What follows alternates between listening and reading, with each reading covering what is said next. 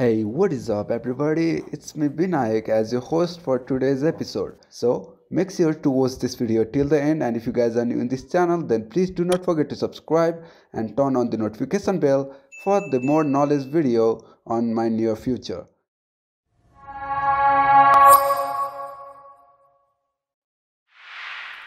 Hello everyone welcome to my YouTube channel educational park र आज हामी नोडल एनालाइसिसको बारेमा डिस्कस गर्छौँ। हामीले लास्ट भिडियोमा मेस र सुपर मेसको बारेमा डिस्कस गरिसकेका छौँ र आज चाहिँ हामी नोडल एनालाइसिसको बारेमा डिस्कस गर्छौँ। फर्स्टमा नोड भनेको के हो त्यो बुझौँ।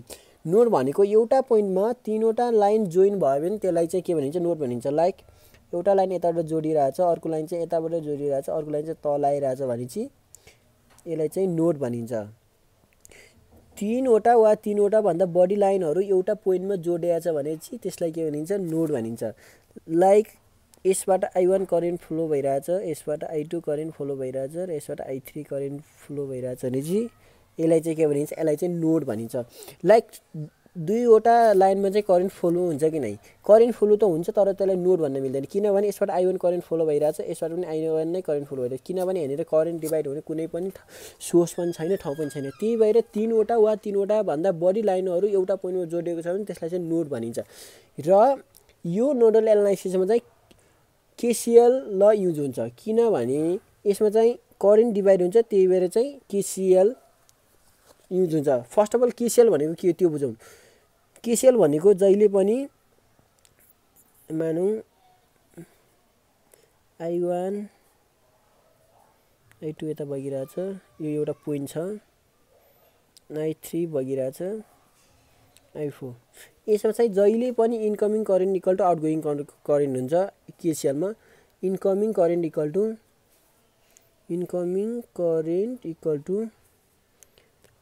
Outgoing current, incoming current equal to outgoing current. यसमा चाहिँ इन्कमिङ करेन्ट भनेको I1 प्लस I3 र आउटगोइङ करेन्ट भनेको I2 प्लस I4 र यसलाई हामीले I1 minus I2 plus I3 minus I4 equal to 0 पनि लेख्न सक्छौँ। Summation I equal to 0। Kirchhoff's current law, यसलाई चाहिँ हामी के भन्छौँ, Kirchhoff's current law. First of all यो नोडललाई हामीले नोडल एनालाइसिस युज गरेर ब्रान्च करेन्ट निकाल्न सक्छौँ र ब्रान्च करेन्ट र यसको इन्डिभिजुअल नोडको डिफ्रेन्ट नोडहरूको त्यसको भोल्टेज पनि हामी यसबाट क्यालकुलेट गर्न सक्छौँ। First of all nodal analysis use गर्दाखेरि हामीले जहिले पनि एउटा रिफरेन्स नोड मान्नुपर्छ र त्यो रिफरेन्स नोडको भ्यालु जहिले पनि भोल्टेज के हुन्छ, 0 हुन्छ। ल एउटा इक्जाम्पल गरौँ, यसको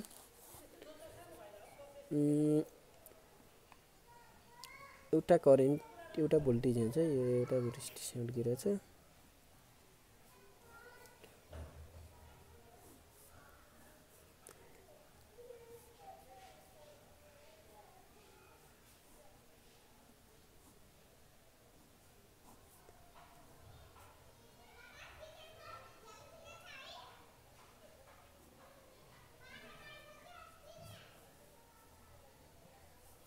यहाँ 6 भोल्ट दिएछ, यहाँ 2 दिएछ, यो 1 ओम रेजिस्टर दिएछ, यहाँ 1 ओम रेजिस्टर दिएछ, यहाँ 3 दिएछ, यहाँ 4 दिएछ र यहाँ 2 दिएछ।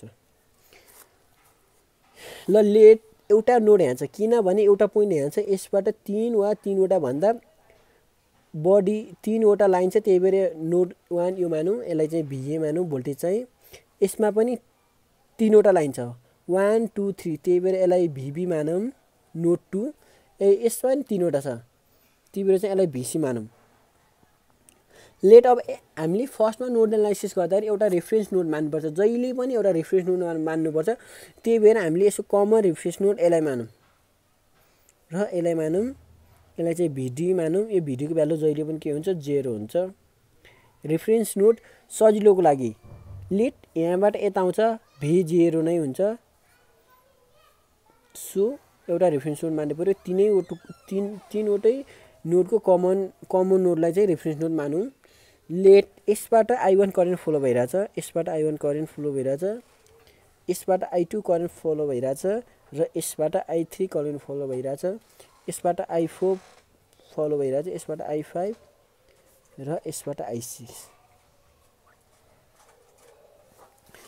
ल मानौँ अब हामीले यसमा भोल्टेज कसरी लेख्ने, जहिले पनि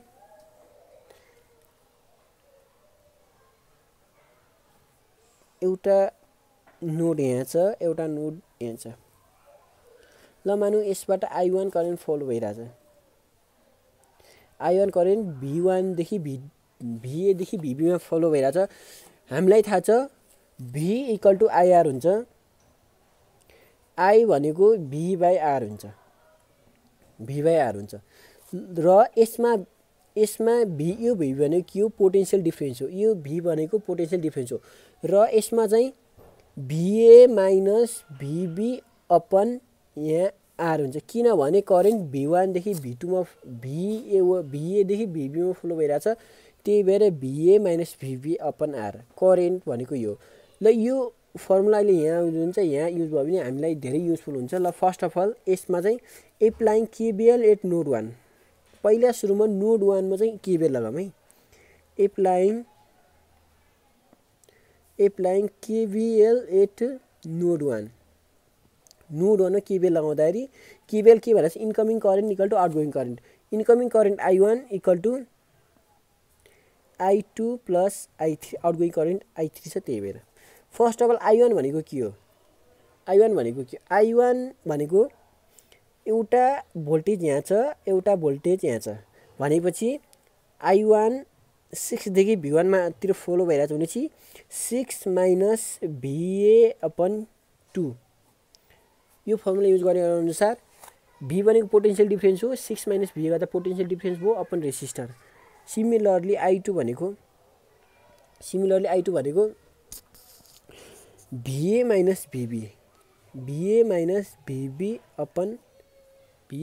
VB/1, किनभने पोटेन्शियल डिफरेन्स भनेको I2 भनेको V1 देखि VA देखि VB तिर फ्लो भइरहेछ, त्यही भएर VA - VB/1 प्लस I3 भनेको के हो, ल I3 भनेको VA भयो, यहाँदेखि यता आउँदा VC हुन्छ, VA - VC अपन यसको यो दुईटाको बिचमा रेसिस्टर कति छ, 2। ल यो भयो। ल अब 6/2 माइनस सबैलाई सेपरेटेड गरिदिउँ = VA/1 minus VB/1 plus VA/2 minus VC/2। VA, VB र VC लाई एउटा ठाउँमा लेखौँ र कन्स्टेन्ट टर्ममा चाहिँ एउटा ठाउँमा लेखौँ भनेपछि VA/1 plus VA/2 plus VA/2 minus VB/1 minus VC/2 = 6/2। ल VA कमन लगाऊँ, VA कमन लिँदाखेरि 1/1 plus 1/2 plus 1/2 minus VB/1 minus VC/2 = 6/2। र यसको एलसिएम लगाऊँ, 2 एलसिएम हो यसको, 2 एलसिएम हुँदा 2 + 1 + 1 माइनस VB माइनस VC/2 = 6/2। र यसको चाहिँ कति हुन्छ भन्दाखेरि 2 3 4 2 VA minus VB minus VC/2 = 6/2। र फेरि यसबाट 2 एलसिएम लिँदाखेरि 4 VA minus 2 VB minus VC = 6/2/2। यो 2 कट्यो, त्यही भएर 4 VA minus 2 VB minus VC = 6। यो चाहिँ इक्वेसन 1 भयो, यो चाहिँ equation 1। Similarly applying KCL at node 2। अब नोड 2 मा चाहिँ एप्लाइङ KCL लगाऊँ। ल applying KCL at node 2, applying KCL at node 2। यसमा नोड 2 भनेको यो हो, यसमा इन्कमिङ करेन्ट भनेको I2 छ र आउटगोइङ करेन्ट भनेको I4 + I5 छ। I2 = I4 + I5। सिमिलरली करेन्टको फर्मुला यसमा के हुन्छ भन्दाखेरि VA - VB/1 equal to I4 भनेको यहाँ छ भनेपछि VB माइनस VD अपन 1 हुन्छ र यसमा रेफरेन्स नोड VD 0 छ त्यही भएर VB अपन 1 मात्र हुन्छ र I5 भनेको VB माइनस VC अपन 3। अब फेरि हामीले यसलाई छुट्टाएर लेखौँ VA by 1 upon VB by 1 equal to VB by 1 plus VB by 3 minus VC by 3। सबै भोल्टेजहरूलाई एउटा साइडमा लेखौँ VA minus VB minus VB minus VB by 3 plus VC by 3 equal to 0 र VB कमन लगाउँ minus VB equal to 1 plus 1 by 3 plus VC by 3 equal to 0। VA minus VB upon 3 LCM आउँदा 3 plus 1 plus VC by 3 equal to 0। VA minus 7VB by 3 plus VC by 3 equal to 0 र 3 LCM लाउँदा 3VA minus 7VB plus VC equal to 0 by 3 र 3VA minus 7VB plus VC equal to 0। यो चाहिँ हाम्रो equation second. यो चाहिँ हाम्रो के भयो इक्वेसन सेकेन्ड भयो। ल अब फेरि केसीएल चाहिँ नोड 3 मा लगाऊँ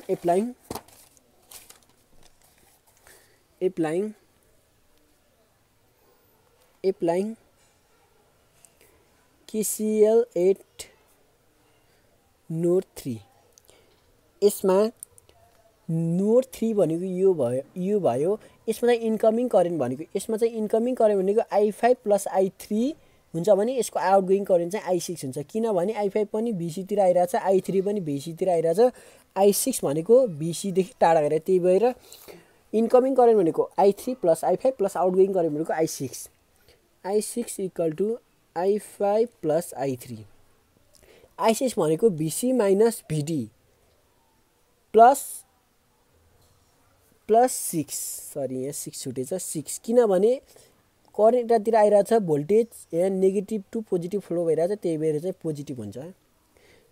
BC प्लस 6 अपन 4 किन VD किन नलेखेको भन्दा रेफरेन्स नोड मान्नुपर्छ। यो रेफरेन्स नोड हामीले कति मानेको छौँ यसको भोल्टेज 0 मानेको छौँ त्यही भएर VD नलेख्दा नि हुन्छ र I5 भनेको VB minus VC by 3 plus I3 भनेको VA minus VC by 2।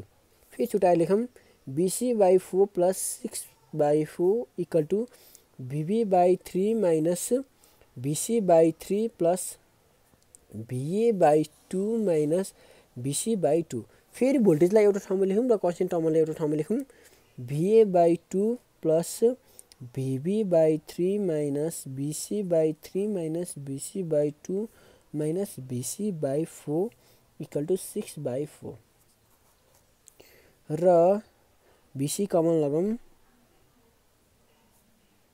VC common लिँदाखेरि 1 by 3 plus 1 by 2 plus 1 by 4 equal to 6 by 4। VA by 2 plus VB by 3 minus VC यसमा चाहिँ 12 कमन आउँछ 12 एलसिएम आउँछ 4 plus 6 plus 3 equal to 6 by 4। VA by 2 plus V3 by 3 minus VC equal to 13 upon 12 equal to 6 by 4 र फेरि यसबाट हामीले 12 LCM लिँदा 6VA plus 4VB minus 13VC equal to 6 by 4। 4 3 जा 12 6VA plus 4VB minus 13VC equal to 18। यसलाई चाहिँ हामीले कति मानौँ इक्वेसन थर्ड मानौँ र अब हामीले तीनैवटा नोडबाट तीनवटा इक्वेसन निकालिसक्यौँ र त्यो तीनैवटा इक्वेसनलाई चाहिँ अब यहाँ लेखौँ। त्यो इक्वेसन सल्भ गरेर चाहिँ हामीले भोल्टेजहरू निकाल्न सक्छौँ। इक्वेसन 1 हामी निकालेको equation 1 4VA minus 2VB minus VC equal to 6 equation 1 र 3VA minus 7VB plus VC equal to 0 यो चाहिँ इक्वेसन सेकेन्ड र 6VA plus 4VB minus 13VC equal to 18 यो चाहिँ इक्वेसन सेकेन्ड छ र यसलाई हामीले इक्वेसन म्याट्रिक्स फर्ममा लेखौँ इक्वेसनलाई म्याट्रिक्स फर्ममा लेख्यो भने क्याल्कुलेटरबाट गर्न सजिलो हुन्छ त्यही भएर 4 minus 2 minus 1 3 minus 7 1 6 4 minus 13 VA VB VC equal to 6 0 18 यसलाई हामीले अब क्याल्कुलेटरमा हानौँ मैले यो 3x3 म्याट्रिक्स क्याल्कुलेटरमा हान्ने तरिका मैले हजुरहरूलाई सिकाइसकेको छु फर्स्टमा मोड 5 अनि त्यसपछि 2 4 माइनस 2 माइनस 1 6 3 माइनस 7 1 0 6 4 माइनस 13 18 र V1 चाहिँ VA इक्वल टु 1.76 भोल्ट आयो VB भनेको 0.70 भोल्ट आयो र VC भनेको माइनस 0.35 भोल्टेज आयो यसरी हामीले यसको नोड युज गरेर भोल्टेज निकाल्न सक्छौँ नोडको भोल्टेज निकाल्न सक्छौँ र जस्तो अब I1 निकाल्नु पर्यो भने I1 निकाल्नु पर्यो भने यहाँ I1 के छ र I1 यताबाट बगिरहेछ भने चाहिँ I1 equal to 6 minus VA upon 2 6 minus VA भनेको कति छ 1.76 छ अपन 2 गर्दा यसको एन्सर कति आउँछ 2.1176 एम्पियर सिमिलरली यसरी हामीले I1 I2 I3 I4 I5 निकाल्न सक्छौँ त्यस्तो गाह्रो केही छैन तपाईहरुले यो नोड एनालाइसिसलाई चाहिँ यसरी नै गर्न सक्नुहुन्छ फर्स्ट अफ अल नोड चिन्नु पर्यो एउटालाई रेफरेन्स नोड मान्नु पर्यो र त्यसबाट करेन्ट फ्लो गराएर केसीएल युज गरेर चाहिँ हामीले एकैछिनमा गर्न सक्छौँ र तपाईहरुले यसरी चाहिँ हामीले नोडल एनालाइसिसलाई चाहिँ सल्भ गर्न सक्छौँ यदि तपाईहरुलाई नोडल एनालाइसिसको बारेमा केही प्रब्लम छ भने तपाईले मलाई कमेन्ट बक्समा भन्नु होला म त्यसको चाहिँ सल्भ गरेर पठाउने छु र तपाईलाई मेरो भिडियो मन पर्यो र मैले गरेको ट्रिक्सहरु मन पर्यो भने प्लिज तलको सब्स्क्राइब बटनमा क्लिक गर्नु होला र अरु भिडियोहरु पनि छिट्टै आउँदैछ please do not forget to like share and subscribe तपाईको साथीहरुलाई पनि नोडल एनालाइसिस बारेमा कुनै प्रब्लम छ भने तपाईहरुले यो भिडियो देखाउन सक्नुहुन्छ र एक्जाममा राम्रोसँग गर्नु होला best of lock thank you